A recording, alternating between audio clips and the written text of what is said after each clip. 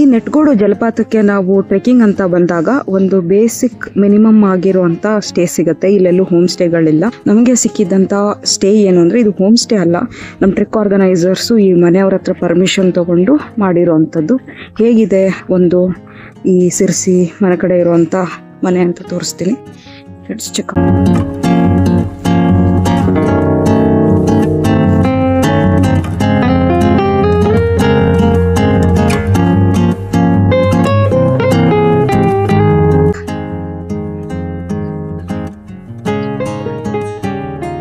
ಮನೆ ಸುತ್ತ ಇರುವಂತ ಹೂವಿನ ತೋಟ, ಕೈ ತೋಟ ಅಂತ ಏನ್ ಕರಿತೀವಿ ಅದು ಇಲ್ಲಿಂದು ಕಾಮನ್ ಸಿಚುವೇಶನ್. ಇದು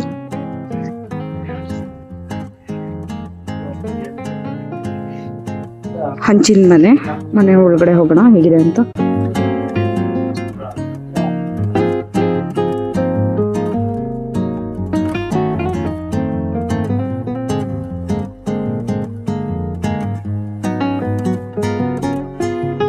ಮನೆ ಒಳಗಡೆ ಇರುವಂತ ಎಂಟ್ರೆನ್ಸ್.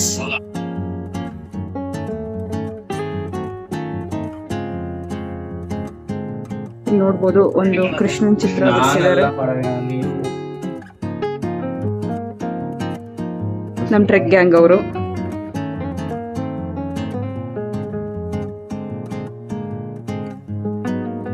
ಮನೆ ಒಳಗಡೆ ಒಂದು ಹಾಲು. ಈ ಮನೇಲಿ ಒಬ್ರು ತಾತ ಇರ್ತಾರೆ ಅಷ್ಟೇ, ಅವರೊಬ್ಬರೇ ಇರ್ತಾರೆ. ನಾವ್ ಯಾರಾದ್ರೂ ಬಂದ್ರೆ ಮಾತ್ರ ಅವರಿಗೆ ಯಾರ್ದಾದ್ರೂ ಕಾಂಟ್ಯಾಕ್ಟ್ ಇರುತ್ತೆ, ಆ ತರ ಜನನ ನೋಡೋದವ್ರು. ಇದು ಅವ್ರಿರುವಂತ ಮನೆ ಹಾಲು. ಒಳಗಡೆ ಹೋದ್ರೆ ಮತ್ತೊಂದು ಹಾಲು. ಹಾಗೆ ಒಂದ್ ಪುಟ್ಟು ದೇವ್ರ ಮನೆ ಮಾಡ್ಕೊಂಡಿದ್ದಾರೆ. ಅವ್ರು ಪೂಜೆ ಮಾಡ್ತಾರೆ. ಅವ್ರ ಮಗ ಸೊಸೆ ಬೇರೆ ಊರಲ್ಲಿ ಇರ್ತಾರಂತೆ, ಇವ್ರೊಬ್ರೇ ಇಲ್ಲಿರ್ತಾರೆ. ನಮ್ಗೆಲ್ಲ ಇಲ್ಲಿ ಉಳ್ಕೊಳಕ್ಕೆ ಆಲ್ಟರ್ನೇಟ್ ವೀಕೆಂಡ್ ಟ್ರಿಕ್ ಇರುತ್ತಲ್ಲ ಅದರಲ್ಲಿ ಚಾನ್ಸ್ ಕೊಡ್ತಾರೆ. ಸೊ ಇದು ಅವ್ರ ಕಿಚನ್. ಅವರೇ ಅಡುಗೆ ಮಾಡ್ಕೊತಿದ್ದಾರೆ. ತುಂಬ ಇಂಡಿಪೆಂಡೆಂಟ್ ಆಗಿದ್ದಾರೆ ತಾತ. ಹಾಗೆ ಇಲ್ಲಿಂದ ಆಚೆ ಹೋದ್ರೆ ಬಾತ್ರೂಮ್ ವ್ಯವಸ್ಥೆ ಇದೆ. ಬಾತ್ರೂಮ್ ಇಂಡಿಯನ್ ಮತ್ತೆ ವೆಸ್ಟರ್ನ್ ಎರಡೇ ಇರೋದು. ಒಂದೇ ಒಂದು ಸ್ನಾನದ ಮನೆ ಇದೆ, ಹಂಡೆ ಸ್ನಾನ. ಇದು ಒಂದು ವ್ಯೂ ಹಂಚಿನ ಮನೆದು. ಇಷ್ಟೇ ನಮ್ಮ ಬೇಸಿಕ್ ಸ್ಟೇ. ನಾವು ಟ್ರೆಕ್ ಅಲ್ಲಿ ಇದ್ದಂಥದ್ದು. ನಾವೆಲ್ಲ ಟೆಂಟ್ ಹಾಕೊಂಡು ಆಚೆ ಇದ್ವಿ. ಟೆಂಟ್ ಒಳಗಡೆ ಕಂಫರ್ಟಬಲ್ ಆಗಿರುವಂತ ಬೆಡ್, ಸ್ಪ್ರೆಡ್ ಬೆಡ್ ಎಲ್ಲ ಇರುತ್ತೆ. ಶುಭೋದಯ ಎಲ್ಲರಿಗೂ. ಇವತ್ತು ನಮ್ಮ ಟ್ರೆಕ್ನ ಡೇ 2. ಜಲಪರ್ವ ಜೊತೆ ನಾನೇನು ಪ್ಯಾಕೇಜ್ ತೊಗೊಂಡು ಬಂದಿದ್ದೀವಿ, ಅದರಿಂದ ನಾವು ಒಂದು ಆಫ್ ಬೀಟ್ ಆಗಿರುವಂಥ ಫಾಲ್ಸಿಗೆ ಬಂದಿದ್ದೀವಿ. ಅದ್ರ ಹೆಸರು ಟೈಗರ್ ಫಾಲ್ಸ್ ಅಂತ. ನೋಡ್ಬೋದು ಇಲ್ಲಿ ಆಲ್ರೆಡಿ ಸಿಕ್ಕಾಪಟ್ಟೆ ಲ್ಯಾಂಡ್ ಸ್ಲೈಡ್ ರೀತಿ ಎಲ್ಲ ಆಗಿದೆ, ಎಲ್ಲ ಕಡೆ ಬಂದಿದೆ. ನಾವು ಟ್ರೆಕ್ ಗೈಡ್ಸ್ ಜೊತೆ, ಇಬ್ಬರು ಗೈಡ್ ಇದ್ದಾರೆ ನಮ್ಮ ಜೊತೆ, ಅವ್ರ ಜೊತೆನೇ ಬಂದಿರೋದು. ನಾನೇ ಬಂದಿಲ್ಲ, ನಮ್ದೊಂದು ಗ್ರೂಪಲ್ಲಿ ಬಂದಿದ್ದೀವಿ. ಸೋಲೋ ಯಾರು ಪ್ಲ್ಯಾನ್ ಮಾಡಬೇಡಿ, ಗ್ರೂಪ್ ಟೂರ್ ಜೊತೆನೇ ಪ್ಲ್ಯಾನ್ ಮಾಡಿ. ಇಲ್ಲಿ ನೋಡ್ಬೋದು, ಇಲ್ಲಿ ಇದು ಶರಾವತಿ ವ್ಯಾಲಿಯಲ್ಲಿ ಇರೋ ಅಂಥದ್ದು ಬೋರ್ಡ್ ಇದೆ. ಆಲ್ರೆಡಿ ಜನ ಎಲ್ಲ ಹೋಗಿದ್ದಾರೆ, ನಾನು ಹೋಗ್ತಾ ಇದ್ದೀನಿ. Let's go.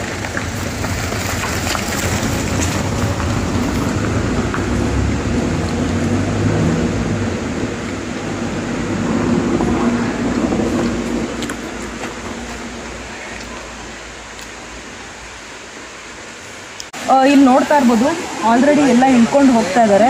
ಯಾವುದೇ ರೀತಿಯಾದಂಥ ಸಪೋರ್ಟ್ ಇಲ್ಲ. ಕೇರ್ಫುಲ್ ಆಗಿರಿ. ನನ್ನ ಸಜೆಷನ್, ಗೈಡ್ಸ್ ಜೊತೆ ಬನ್ನಿ.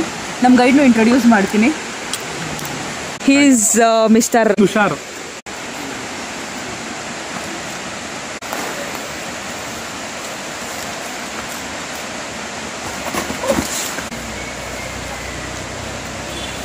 ಫೈನಲಿ ಒಂದು ಅರ್ಧ ಗಂಟೆ ಎಲ್ಲ ಈ ಬೇರ್ಗಳನ್ನ ಹಿಡ್ಕೊಂಡು ಕಷ್ಟಪಟ್ಟು ಒಂದು ಸ್ಟೀಕ್ ಆಗಿರೋ ಒಂದು ಇದರಲ್ಲಿ ಟ್ರೆಕ್ ಮಾಡ್ಕೊಂಡು ಬಂದು ಟೈಗರ್ ಫಾಲ್ಸ್ನ ರೀಚ್ ಆಗಿದ್ದೀನಿ. ಇನ್ನೊಂದು ಸ್ವಲ್ಪ ದೂರ ಇದೆ ಅಷ್ಟೇ. ಸೊ ಫೈನಲ್ ಸ್ಟೆಪ್ಸ್ ಹೋಗಿ ಫಾಲ್ಸ್ ಹೇಗಿದೆ ಅಂತ ತೋರಿಸ್ತೀನಿ ಬನ್ನಿ.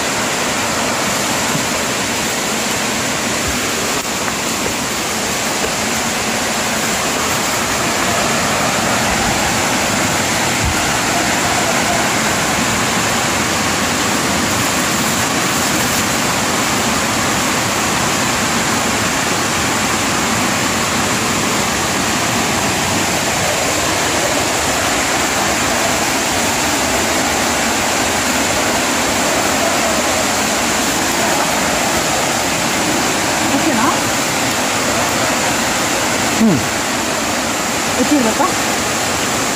ಹೋಗಿ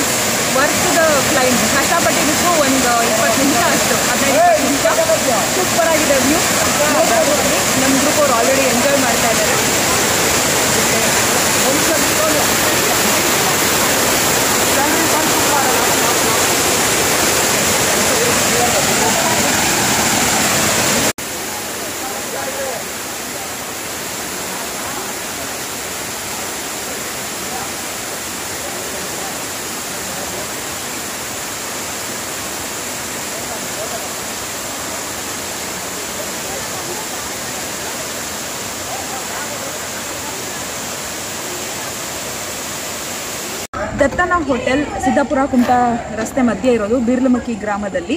ನಮ್ಮ ಒಂದು ಟ್ರಿಪ್ಪಲ್ಲಿ ಏನಿತ್ತು ಅದರಲ್ಲಿ ಕಂಪ್ಲೀಟಾಗಿ ನಮ್ಮ ಎಲ್ಲ ಬ್ರೇಕ್ಫಾಸ್ಟ್, ಲಂಚ್, ಡಿನ್ನರ್ ನಾವಿಲ್ಲೇ ತಿಂದಿದ್ದು. ಹೋಟೆಲ್ ಅಂತೂ ಸೂಪರ್ ಆಗಿತ್ತು. ನಾನಂತೂ ಮಂಗಳೂರು ಬಂದು ತುಂಬ ಫೇವ್ರೇಟ್ ಆಯಿತು. 2 ದಿನವೂ ಅದನ್ನೇ ರಿಪೀಟ್ ಮಾಡಿದೆ ನಾನು. ಕಾಫಿ ಟೀ ಅಂತೂ ಚೆನ್ನಾಗಿದೆ. ಈ ಊರಲ್ಲಿ ಸುಮಾರು ಒಂದು 25-30 ಮನೆ ಇರ್ಬೋದು. ಅದಕ್ಕೆ ಇಷ್ಟು ಚೆನ್ನಾಗಿರೋ ಹೋಟೆಲ್ನ ಇವರು ಮಾಡಿದ್ದಾರೆ. ಹೋಟೆಲ್ ಹೇಗಿದೆ, ಏನೇನು ಸಿಗುತ್ತೆ ಅಂತ ತೋರಿಸ್ತೀನಿ ಬನ್ನಿ.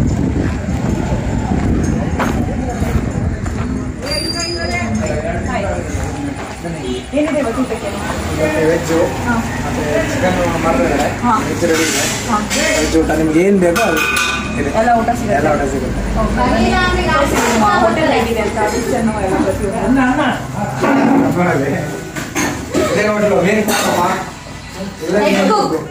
ಹೆಡ್ ಕುಕ್ ಇವರ ದತ್ತಣ್ಣ ಹೋಟೆಲ್ನ ಹೆಡ್ ಕುಕ್ ಇವರು. ಮುಂಚೆ ಸರ್ ನೀವು ಎಲ್ಲಿ ವರ್ಕ್ ಮಾಡ್ತಾ ಇದ್ರು?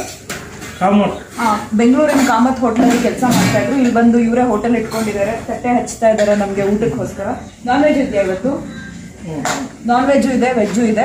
ಹಾಗೆ ಇಲ್ಲೇ ನೋಡ್ಬೋದು ಸ್ನ್ಯಾಕ್ಸ್ ಎಲ್ಲ ಸಿಗುತ್ತೆ ಸಣ್ಣದಾಗಿ. ಬೇಕಾಗಿರುವಂಥ ತಿಂಡಿಗಳನ್ನೆಲ್ಲ ಇಟ್ಕೊಂಡಿದ್ದಾರೆ. ಹಾಗೆ ಇವ್ರ ಮಗ ಸೌರಭ್ ಅಂತ ಹೋಟೆಲ್ ನಡೆಸ್ತಾ ಇದ್ದಾರೆ.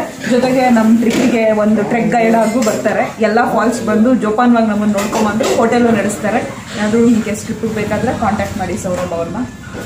ಹೋಟೆಲಲ್ಲಿ ಊಟ ಹೇಗಿತ್ತು ಅಂತ ನನ್ನ ಬಿಟ್ಟು ನಮ್ಮ ಟ್ರಿಪ್ ಅವರು ಯಾರ್ಯಾರು ಬಂದಿದ್ರಲ್ಲ ನನ್ನ ಫ್ರೆಂಡ್ಸ್ ಅವ್ರನ್ನ ಕೇಳ್ತೀನಿ. ಹೇಗಿತ್ತು ಊಟ ನಿಮಗೆ? ನಾನ್ ವೆಜ್ ತಿಂದಿರಲ್ಲ ನೀವು? ನಿನ್ನೆ ನೈಟು ನಾನ್ ವೆಜ್ ಇತ್ತು. ಚಿಕನ್ ಸಖತ್ತಾಗಿತ್ತು. ಚಪಾತಿ ಕೊಟ್ಟಿದ್ರು ಅದ್ರ ಜೊತೆಗೆ. ಒಳ್ಳೆ ಬೆಸ್ಟ್ ಕಾಂಬಿನೇಷನ್ನು ಚಿಕನ್ನು ಮತ್ತು ಚಪಾತಿ.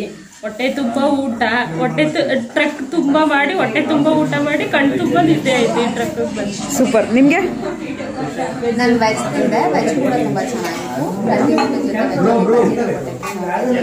ಮುಂದೆ ಇರೋರಿಗೆ ಆಮ್ಲೆಟ್ ಕೇಳೋರಿಗೆ ಆವಾಗ ಇನ್ಸ್ಟೆಂಟ್ ಆಗಿ ಪಟಾಪಟ್ ಆಮ್ಲೆಟ್ ಹಾಕೊಡ್ತಿದ್ರು. ತುಂಬ ಚೆನ್ನಾಗಿ ನೋಡ್ಕೊಳ್ತಾರೆ. ಒಂಥರ ಈ ಹೋಟೆಲ್ ಮನೆ ತರ ಅನ್ಸ್ತು ನನಗೆ. ನಿಮ್ಗೆ ಹೇಗೆ ಅನ್ಸ್ತು? ಅನ್ನಿಸ್ಲೇ ಇಲ್ಲ. ಏನು ನಾಚ್ಕೋಬೇಡಿ, ಏನ್ ಬೇಕು ಇಸ್ಕೊಂಡು ತಿನ್ನಿ ಅಂತೆಲ್ಲ ಹೇಳ್ತಿದ್ರು. ಟ್ರೆಕ್ ಮುಗಿಸಿ ಫ್ರೆಶ್ ಅಪ್ ಆಗಿ ಒಳ್ಳೆ ಊಟ ಮಾಡಿ ನಾವಿದ್ದಂಥ ಮನೆಗೆ ಟಾಟಾ ಬಾಯ್ ಬಾಯ್ ಹೇಳ್ತಾ ಇವಾಗ ನಾವು ಬೆಂಗಳೂರು ಕಡೆಗೆ ಹೊರಡ್ತಾ ಇದ್ದೀವಿ. ಆನ್ ದ ವೇ ಸಿಗೋ ಅಂತ ಮತ್ತೊಂದಷ್ಟು ಜಾಗಗಳನ್ನ ನೋಡಿಕೊಂಡು ವಾಪಸ್ ಬೆಂಗಳೂರಿಗೆ. ನಾವು ಬಂದಿರುವಂಥ ಮುಂದಿನ ಜಾಗ ಉಂಚಿ ಫಾಲ್ಸ್ ಅಂತ.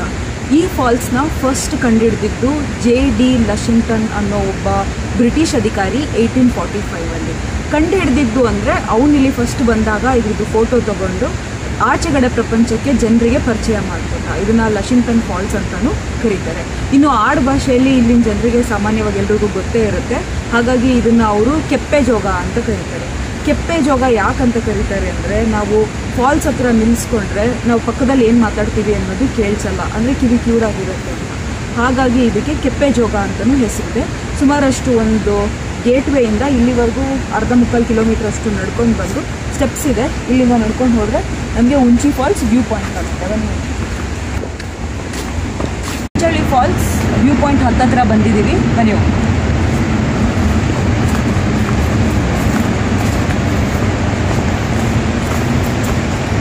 ಅಲ್ಲಿ ವ್ಯೂವಿಂಗ್ ಗ್ಯಾಲರಿ ಇದೆ, ಅಲ್ಲಿ ಹೋಗ್ಬಿಟ್ಟು ತೋರಿಸ್ತೀನಿ ಏನಿದೆ.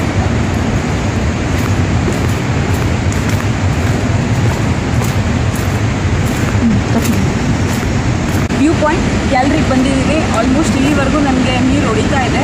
ಫಾಲ್ಸ್ ಹೇಗಿದೆ ಅಂತ ಇನ್ನೂ ನೋಡಿಲ್ಲ, ಹೋಗಿ ನೋಡ್ಬೋದು. ಅದಕ್ಕೆ ಮುಂಚೆ ಒಂದು ಬೋರ್ಡ್ ಕಾಣಿಸ್ತು, ಸಿಂಗಳಿಕ ಪ್ರಾಣಿಗಳು ಶರಾವತಿ ಕಣಿವೆಯ ಅಪರೂಪದ ಪ್ರಾಣಿಗಳು ಅಂತ. ಅಂದರೆ ಇಲ್ಲಿ ನಾವೇನು ನೋಡ್ತೀವಲ್ಲ, ಈ ಸಿಂಹದ ರೀತಿ ಮುಖ ಇರುವಂಥ ಕೋಟಿಗಳು ಇರುವಂಥ ಬಯೋಡೈವರ್ಸಿಟಿ. ಈ ವೆಸ್ಟರ್ನ್ ಘಾಟ್ಸು ಶರಾವತಿ ಪ್ರಾಂತ್ಯದಲ್ಲಿ ಬರುವಂಥ ಫಾರೆಸ್ಟ್ ರೇಂಜಿಗೆ ನಮಗಂತೂ ಯಾವುದೂ ಕಾಣಿಸ್ಲಿಲ್ಲ. ಮುಂದೆ ಯಾವುದಾದ್ರೂ ಕಾಣಿಸಿದ್ರೆ ತೋರಿಸ್ತೀವಿ.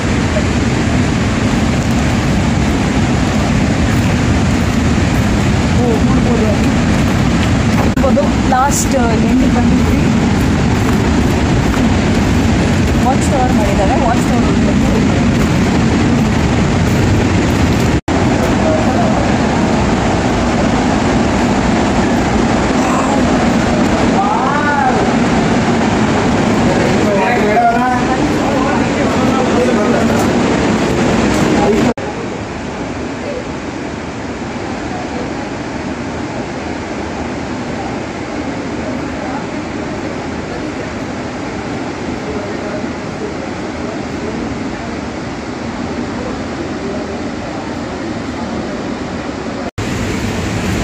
ಸ್ವಲ್ಪ ಸ್ಟೆಪ್ಸ್ ಇಳ್ಕೊಂಡು ಕೆಳಗಡೆ ಹೋಗ್ತಾ ಇದ್ದೀವಿ. ಇನ್ನು ಬೆಟರ್ ವ್ಯೂ ಕಾಣುತ್ತೆ ಅಂತ.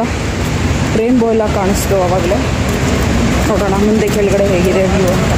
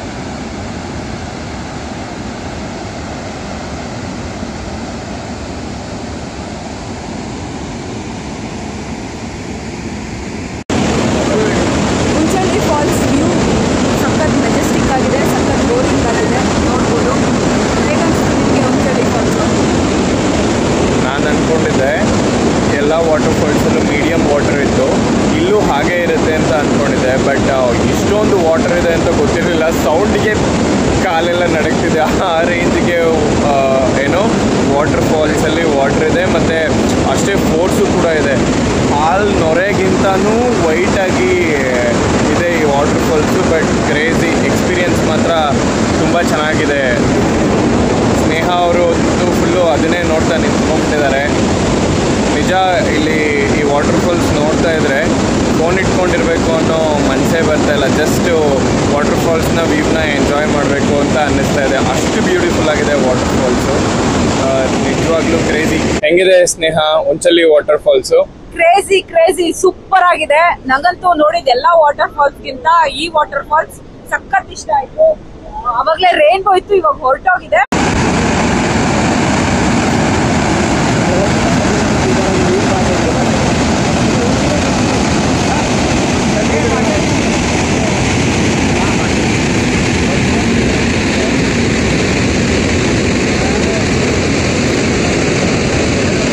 ಮೋಸ್ಟ್ಲಿ ಬರ್ಬೋದೇನೋ ಇನ್ನೊಂದ್ ಸ್ವಲ್ಪ ಹೊತ್ತಿಗೆ.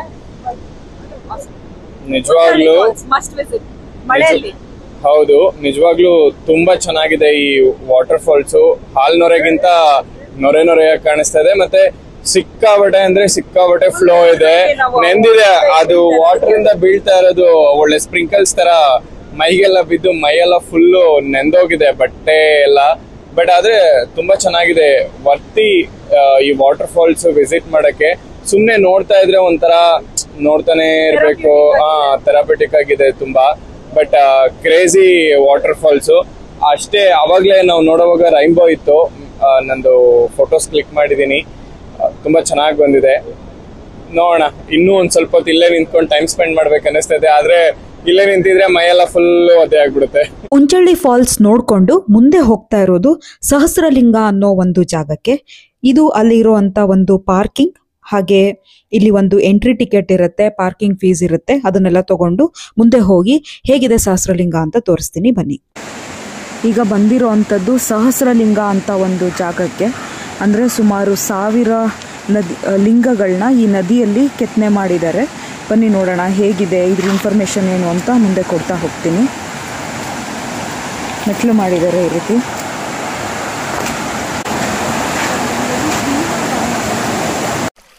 ಸ್ವಚ್ಛವಾಗಿ ಹರಿತಾ ಇರೋ ಈ ನದಿ ಶಾಲ್ಮಲಾ ನದಿ. ಈ ನದಿಯಲ್ಲಿ ನೀವು ನೋಡ್ಬೋದು ಸುಮಾರಷ್ಟು ಲಿಂಗಗಳನ್ನ ಕೆತ್ತನೆ ಮಾಡಿದ್ದಾರೆ. ಇದು 1000 ಲಿಂಗಗಳಿದೆ. ಅದನ್ನ 16ನೇ ಶತಮಾನದಲ್ಲಿ ಸದಾಶಿವರಾಯ ಅನ್ನೋ ಒಬ್ಬ ರಾಜ ಈ ರೀತಿ ಕೆತ್ತನೆ ಮಾಡಬೇಕು ಅಂತ ದಾಖಲೆಗಳಿದೆ. ನೋಡ್ಬೋದು ಸುಮಾರಷ್ಟು ಬಿಡಿಸೋಗಿದೆ, ಸುಮಾರಷ್ಟು ಕಾಣ್ಸಕ್ಕೆ. ಅಲ್ಲಲ್ಲೇ ನಂದಿ ವಿಗ್ರಹಗಳಿದೆ. ಅಲ್ಲೊಂದು ನಂದಿ ವಿಗ್ರಹ ಇದೆ, ಅಲ್ಲೊಂದು ನಂದಿ ವಿಗ್ರಹ ಇದೆ. ಸುಮಾರು ಜನ ಇಲ್ಲಿ ಬಂದು ಪೂಜೆನೂ ಮಾಡ್ಕೊಂಡು ಹೋಗ್ತಾರೆ. ಅಂದ್ರೆ ಮಕ್ಕಳಾಗದೇ ಇರೋರು ಮಕ್ಕಳಾಗ್ಲಿ ಅಂತ ಸಂಕಲ್ಪ ಮಾಡ್ಕೊಳ್ಳೋರು ಇದೆ. ಅವ್ರವ್ರ ನಂಬಿಕೆಗೆ ಸೇರಿದೆ. ನಮ್ಗೆ ಒಂದು ಪ್ರವಾಸಿ ತಾಣವಾಗಿ ಚೆನ್ನಾಗಿದೆ.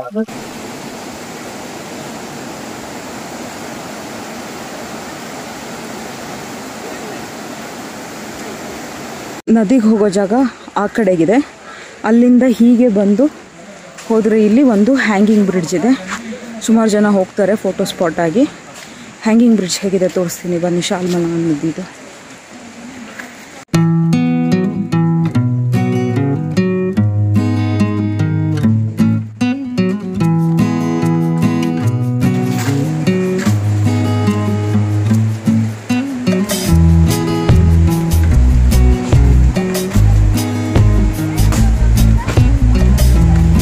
ಥರ ಹ್ಯಾಂಗಿಂಗ್ ಬ್ರಿಡ್ಜಲ್ಲಿ ಬರುವಾಗ ಒಂದು ಇಂಪಾರ್ಟೆಂಟ್ ಆಗಿ ನಾವು ಮಾಡಬೇಕಾಗಿರೋದು ಏನು ಅಂದರೆ ರೆಸ್ಪಾನ್ಸಿಬಲ್ ಸಿಟಿಸನ್ಸ್ ಆಗಿ ಓಡಾಡೋದು ಓಡೋಗೋದು ಆ ಥರ ಎಲ್ಲ ಮಾಡಬಾರ್ದು. ಯಾಕೆ ಅಂತ ಅಂದರೆ ಈ ಹ್ಯಾಂಗಿಂಗ್ ಬ್ರಿಡ್ಜು ನಮಗೆ ಟೂರಿಸಮ್ ಸ್ಪಾಟ್ ಆಗಿರ್ಬೋದು. ಇಲ್ಲಿನ ಜನಗಳು ಕನೆಕ್ಟಿವಿಟಿಗೆ ಉಪಯೋಗಿಸೋವಂಥದ್ದು ಇದನ್ನೇ. ಈ ಕನೆಕ್ಟಿವಿಟಿ ಏನಾದರೂ ಇಲ್ಲ ಅಂದರೆ ಇಮ್ಯಾಜಿನ್ ಮಾಡ್ಕೊಳ್ಳಿ, ಅವರು ಹರಿಯುವಂಥ ಈ ನದಿನ ದಾಟ್ಕೊಂಡು ಓಡಾಡಬೇಕಾಗತ್ತೆ.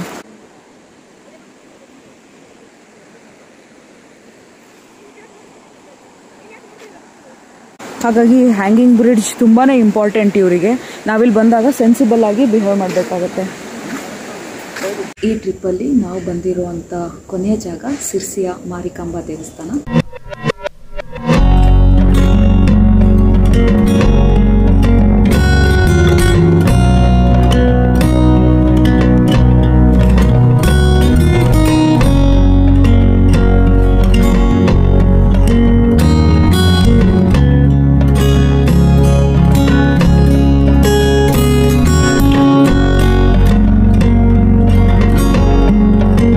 ದೇವಸ್ಥಾನದ ಒಳಗಡೆ ಶೂಟಿಂಗ್ ಮಾಡೋಕ್ಕೆ ಬಿಡಲ್ಲ, ಹಾಗಾಗಿ ನಾನು ದರ್ಶನ ಮುಗಿಸ್ಕೊಂಡು ಬಂದೆ.